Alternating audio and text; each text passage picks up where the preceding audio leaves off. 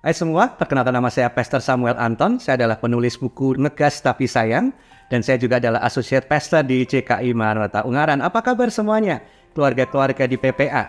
Nah, hari ini saya akan menyampaikan satu hal tentang keluarga yang menang, keluarga yang berdampak. Ini menarik, Bapak Ibu saudara dikasih Tuhan. Berbicara tentang keluarga, tentu saja tidak ada keluarga yang sempurna. Keluarga yang sempurna mungkin bisa kita cari di Korean drama atau kisah-kisah yang nggak real. Yang ada sebenarnya adalah, saya menyebutnya, keluarga ilahi atau godly family. Nah, apa itu godly family? Apa itu keluarga ilahi? Keluarga ilahi adalah keluarga di mana orang-orang yang tidak sempurna melibatkan Tuhan yang sempurna dan firman-Nya sebagai dasar, sebagai landasan rumah tangga dan hubungan mereka.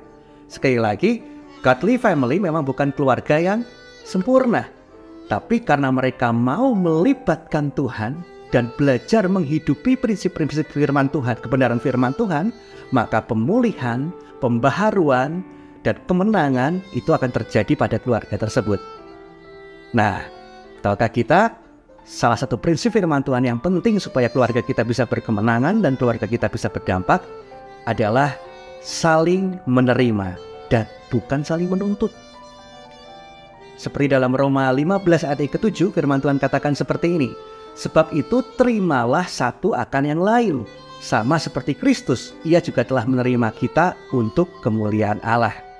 Nah Bapak Ibu, di dalam hidup ini kita selalu diperhadapkan dengan pilihan. Apapun itu, pilihan untuk ini, untuk itu, selalu setiap hari kita diperhadapkan oleh pilihan. Bahkan pada akhirnya kalau kita bilang terserah, nah, ibu-ibu kan suka bilang terserah. Itu artinya kita sudah memilih. Memilih apa? Memilih untuk dipilihkan oleh orang lain. Betul? Nah, sebagai contoh, kalau ada orang bertanya kepada kita, mau makan apa? Dan kita bingung, kita bilang terserah. Ya itu artinya jangan protes kalau pada akhirnya kita diajak makan di warung yang namanya terserah. Lah katanya mau terserah. Ya itulah hidup kita. Di dalam hidup ini selalu, terlebih Tuhan memberikan kehendak bebas untuk kita memilih. Contohnya untuk yang para pelajar, mau sekolah di mana, mau kerja di mana bagi Anda yang sudah di usia kerja gitu ya. Mau kerja di mana, mau menikah atau tidak menikah, mau menjalani kehidupan yang seperti apa, itu semua adalah kehendak bebas. Kita bisa memilih. Dan sering sekali pilihan kita belum tentu yang terbaik. Pilihan kita belum tentu yang memang segalanya yang terbaik untuk kehidupan kita. Karena memang kita mungkin terlalu cepat memilih, terburu-buru, tergesa-gesa, jadinya nggak maksimal, seperti itu. Tapi tahukah kita, ada hal-hal dalam hidup ini yang kita nggak bisa memilih. Ini menarik. Apa itu? Ya, artinya kalau kita nggak bisa pilih itu, artinya yang memilihkan adalah pribadi yang berkuasa dalam hidup kita, yaitu Tuhan sendiri. Dan hal apakah itu? Ya, yang pertama, kita nggak bisa memilih lahir di keluarga yang seperti apa. Betul? Lalu yang kedua, kita juga tidak bisa memilih anak kandung yang seperti apa. Atau orang tua kandung yang seperti apa. Kita nggak bisa milih. Artinya yang memilihkan itu adalah Tuhan. Dan yang menarik adalah pilihan Tuhan. Apapun yang dipilihkan Tuhan, apapun yang ditentukan Tuhan di dalam hidup ini adalah pilihan yang terbaik. Pasti yang terbaik untuk kehidupan kita. Ingat, mungkin kita bisa berkata, tapi kok orang tuaku seperti ini? Kita nggak bisa milih lahir di keluarga yang seperti apa. Kita nggak bisa milih orang tua yang seperti apa. Tapi ingat juga orang tua kita nggak bisa memilih punya anak kandung yang seperti apa. Itu sudah ditentukan Tuhan di dalam rahim seorang ibu. Itulah yang Tuhan berikan. Dan pilihan Tuhan itu selalu yang terbaik. Pilihan kita belum tentu yang terbaik, tapi pilihan Tuhan selalu yang terbaik. Tapi ironisnya, sesuatu yang dipilihkan Tuhan yang terbaik, itu coba iblis demikian rupa membuat gambar diri kita terluka, cara pandang kita salah, membuat kita salah mengerti, dan banyak hal pada akhirnya kita kecewa, gak puas, dan tidak menghormati apa yang sudah Tuhan berikan dalam hidup kita. Oleh sebab itu kita harus sadar, Bapak Ibu saudara dikasih Tuhan, keluarga-keluarga, Mazmur 139 ayat ke-14 berkata, "Aku bersyukur kepadamu oleh karena kejadianku dahsyat dan ajaib. Ajaib apa yang kau buat dan jiwaku benar-benar menyadarinya."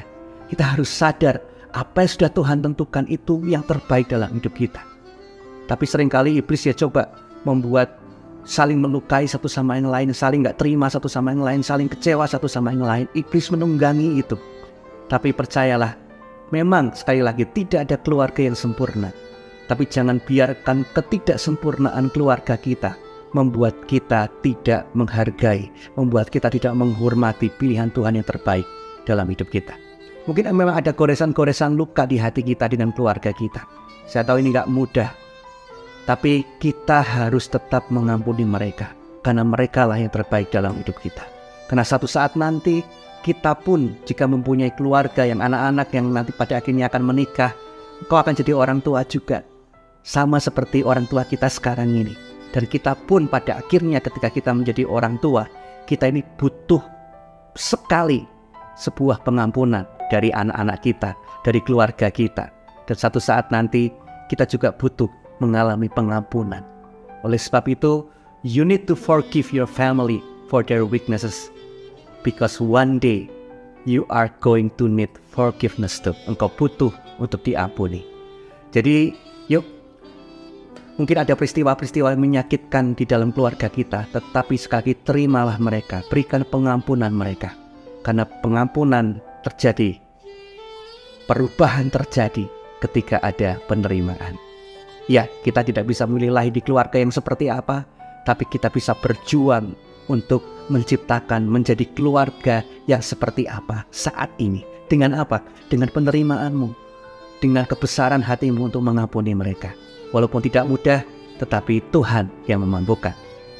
Nah, Bapak Ibu, kenapa sih ada orang-orang yang menangis di makam keluarganya? Nangis di makam orang tuanya. Ada yang nangis di makam anaknya. Mungkin kalau anaknya tiba-tiba meninggal lebih cepat karena kecelakaan atau karena sakit, dan itu sesuatu yang tidak kita inginkan. Kenapa? Karena kebanyakan, sebagian besar orang berkata bahwa semasa hidupnya kita belum merasa menyayangi mereka, menghormati mereka. Jadi kita nggak perlu mesin waktu, karena memang mesin waktu itu tidak ada. Kita nggak bisa untuk kembali ke masa lalu untuk memperbaiki semuanya. Tapi selagi masih ada waktu, mari terima mereka dan kasih mereka. Walaupun ada luka-luka, jangan jadikan itu surat izin untuk kita tidak mengasihi mereka. Karena setiap kita pada akhirnya butuh pengampunan. Saya tahu ini nggak mudah, tetapi Tuhan yang menyanggupkan. Amsal 23 ayat ke-25 dalam terjemahan PMK berkata, "Semoga ayah ibumu bangga terhadapmu. Semoga bahagialah wanita yang melahirkan engkau." Itulah yang firman Tuhan katakan, itulah prinsip firman Tuhan katakan. Supaya dengan saling menerima ini, saling menyambut, saling mengasihi, maka itu membuat kebanggaan dalam keluarga kita. Itulah kunci pintu berkat dibukakan dalam hidup kita. Karena ketika ada kerukunan, ada penerimaan, di situ Tuhan memerintahkan berkat dicurahkan dalam keluargamu. Bahkan dalam Amsal 6 ayat 20 sampai ke 22 adalah firman Allah yang hidup berkata seperti ini. "Hai anak muda," ini buat keluarga anak-anak muda ini ya, yang anak-anak muda dalam keluarga maksudnya.